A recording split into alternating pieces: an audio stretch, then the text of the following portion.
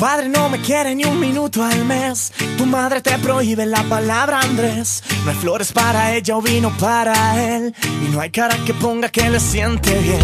Hay algo que no sabe, déjeme explicar. Cuanto más le prohíba, más le va a gustar. Y cámbiame esa cara de perro al pasar. Me voy volando con su hija a otro lugar. Mi paraíso es tu paraíso, es el paraíso donde todo lo hago contigo. Mi paraíso es tu paraíso, en el paraíso no hay nada como estar contigo.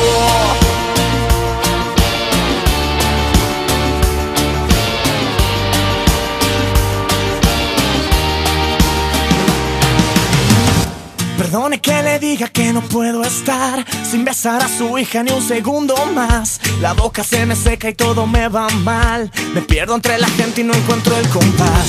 Y es algo tan absurdo que no sepa ver que ya no es una niña, ahora es una mujer. Pensaba que era fácil pararle los pies, pero se ha ido volando al paraíso Andrés.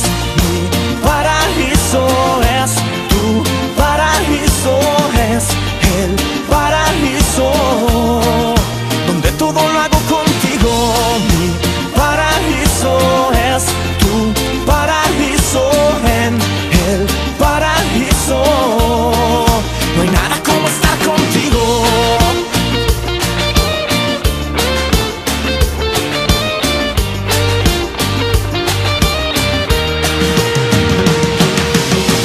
Yo sé que usted es su papá, que no pensamos igual, pero su hija ya entró en el paraíso ideal. Y cuéntale a tu mamá que ya se va a acostumbrar a verme más por aquí, tocar la puerta al entrar. Mi paraíso es tu paraíso, en el paraíso.